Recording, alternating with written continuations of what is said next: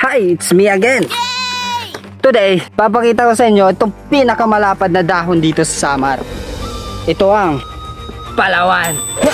Without any further ado, let's move on. Ito na po yung pinakamalapad na dahon ng Samar. Kung papansin nyo itong monopod na to, may haba itong 1 meter. Pero kung ilalagay natin dito, tiyak na mas malapad pa tong dahon na to kaysa sa 1 meter ng monopod. Totoo to. Ayan, totoo siya. Ito ang Palawan, ang sagot sa gutom ng ating bayan. Meron siyang mga tinik. Mga tinik po yan sa ano niya, trunk, pinaka-trunk niya. Actually, malambot po to. Ayan. Ito naman yung bulaklak ng Palawan. Ayan. Yan po yung bulaklak ng Palawan. Alam nyo ba na nauulam din yung flower o di kaya yung talbos ng Palawan? Nani? Yes po, nagugulay po siya. What? Ginagataan po. Kaya kung gagawin natin today is kukuha tayo ng Palawan mula sa flower, sa talbos at saka sa mismong root niya para gawin nating ulam. Let's go! Hindi naman sa atin tong Palawan na to ay hingi muna tayo ng permiso sa may-ari para kumuha. Nice. Kumuha ng dahon, kumuha ng sample at ng bulaklak. Ayun na nga. Humihingi na tayo ng permiso mula sa may-ari kung pwede tayo manguha. Sabi niya naman, pwede naman. Basta tingnan mo muna kung pwede nang kunin o hindi pa. Look what I found in here. Isang talbos na hindi pa bumubuka. Ito ata yung sinasabi nilang panggulay, hindi yung talbos na malaki na. Kaya maghanap tayo ng mga ganito pa. Okay, let's go.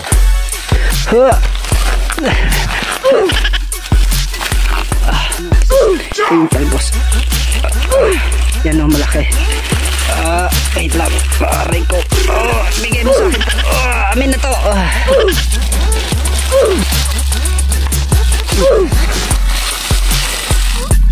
Okay o.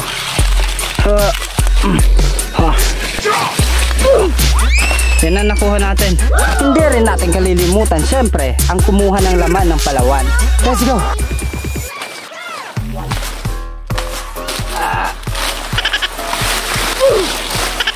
Ayan, nakikita na natin yung laman. Go, go! Wala pang masyadong laman itong Palawan na to, kaya maghahanap tayo ng medyo malaki-laki na yung laman. Wala natin ang buko. Nauuhaw na yung Palawan. Uuhaw na ako. Kailangan ko ng tubig. Wala na akong dalang tubig. Buti na lang may nakita akong nyog. Ayan. Malayo yung may-ari. Nandun sa may bahay. Okay lang yan. Kapag wala yung may-ari ng nyog, ang hihingan natin ng permiso ay ang mismong nyog. Ganon. Hingi ako ng buko. Dalawa lang. Dalawang buko lang. Ayun, nakahingi na tayo ng permiso sa buko. Kaya akyatin na natin. Tara, inom tayo ng buko.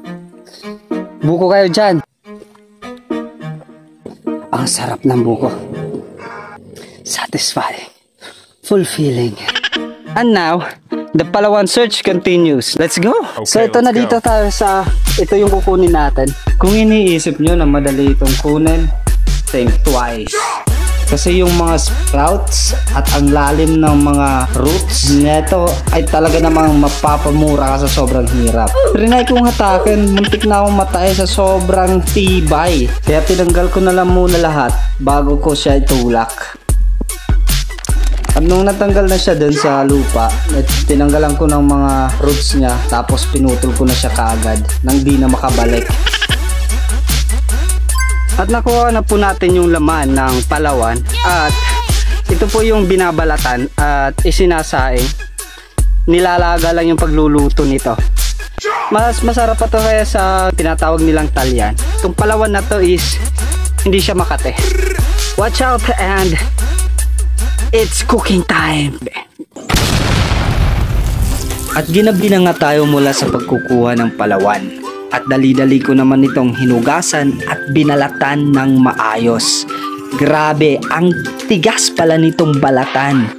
Ina, di ko alam paano itong nangyari. Kita nyo naman, nag-brush pa ako. Kulang na lang, lagyan ko to ng sabon eh. Ganun kalinis ang gusto ko.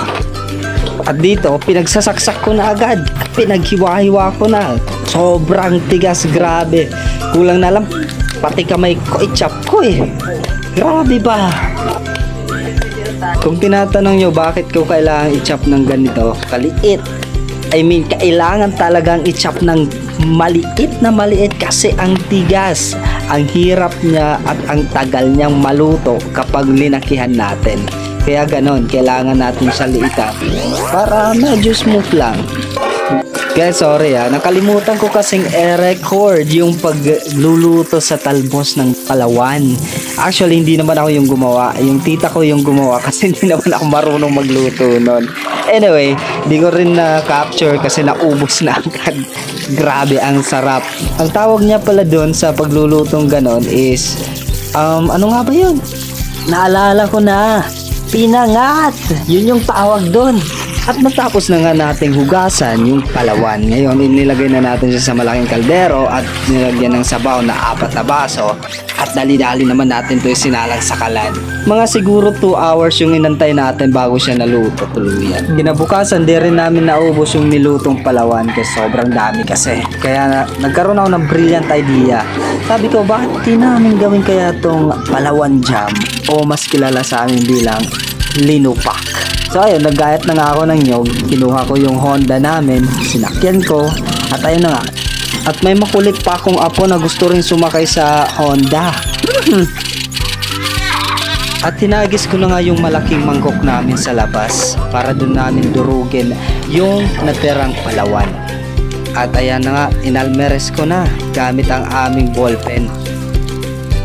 At kung umabot ka sa part ng video na to, baka naman paki-follow, pa-subscribe, pa-like, pa-comment, pa-share, panis!